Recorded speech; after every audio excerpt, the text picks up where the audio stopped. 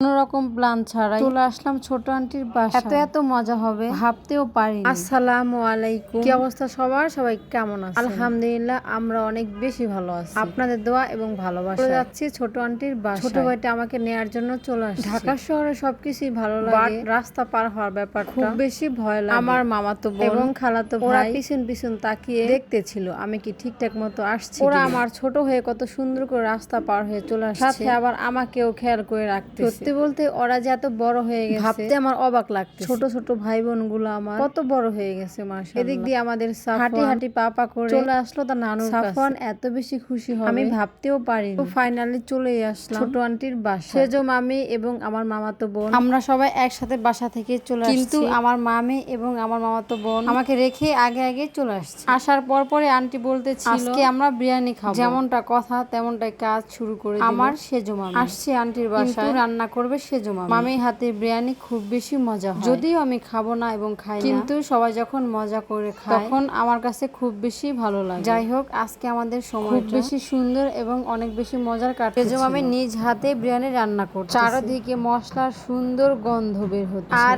এদিক দিয়ে কেউ অপেক্ষা করতে পারতেছিল না। ছোট ছোট ভাই বোনেরা আমাকে পাগল করে ফেলতেছে, কখন খাবো কখন খাবো। ওদের সব আবদার আমার কাছে। সবাই মিলে গল্প এবং আড্ডা করতেছিলাম, বেশ ভালো সময় কাটছিল। অপেক্ষার প্রহর খুব বেশি কষ্টের হয়। বিরিয়ানিতে যে গোশটা দিবে সেই গোশটা রান্না হচ্ছে, যদিও গরুর গোশটা আমি একদমই পছন্দ করি না, তারপরে রান্না হচ্ছে এবং আমার কাছে অনেক বেশি ভালো লাগে। গোশ রান্না প্রায় শেষ। ভাই আমার বলতেছিল এত বেশি ঘ্রাণ কেন। ওদের কথা শুনে রাঁধুনি তো একদমই হ্যাপি হয়ে গেল। সত্যি বলতে যে যখন রান্না করে তখন রান্নার একটু প্রশংসা করে রান্না করতে অনেক বেশি ভালো লাগে। এখন হচ্ছে ফাইনাল বিরিয়ানি রান্নার পালা। প্রথমে দিয়ে দিচ্ছে তেল, তারপরে দিয়ে দিচ্ছে গরম মশলা, কিছুক্ষণ সময় নেড়েচেড়ে দিয়ে দিচ্ছে অনেকগুলি পেঁয়াজ, তারপরে দিয়ে দিচ্ছে ফাইনালি চাউলগুলা কিছুক্ষণ নেড়েচেড়ে দিয়ে দিবে এখন চাউলের মশলা, একটুখানি আদা বাটা, সাথে একটু রসুন, মশলাগুলি দেওয়ার নেড়েচেড়ে এখন দিয়ে দিচ্ছে ফাইনালি সে রাঁধুনি মশলাটা করেই দিল স্বাদ বাড়ানোর জন্য। মাশাআল্লাহ, এত সুন্দর ঘ্রাণ আসছে, বেশ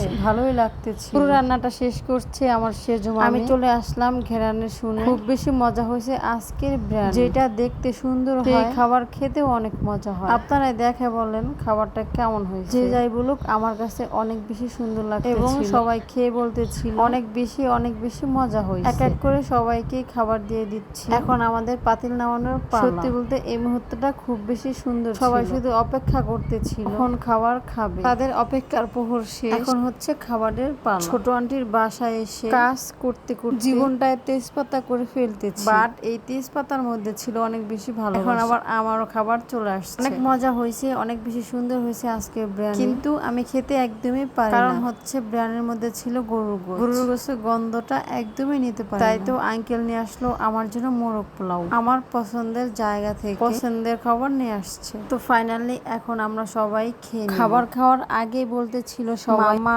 আঙ্কেল আন্টি, মামা বলতেছিল সবগুলি খাবার আমি একাই খেয়ে ফেলবো, আন্টি বলতেছিল আমিও সবগুলো একা খেতে পারবো। মানে এত বেশি মজা হয়েছে, যার কারণে সবাই বলতেছিল যে আমি একা খেয়ে ফেলবো। এদিক দিয়ে রাঁধুনিতে পুরো প্রশংসায় ফুলে যাচ্ছে। আমি হচ্ছে সবার থেকে একটু আলাদা, তাই তো আলাদাভাবে খেয়ে নিচ্ছি। সত্যি বলতে অনেক মজা হয়েছে। মোরগ পর্যন্ত ছিল আমাদের আজকের ভিডিও। ভালো থাকবেন সবাই, আল্লাহ হাফিজ, টাটা, বাই বাই।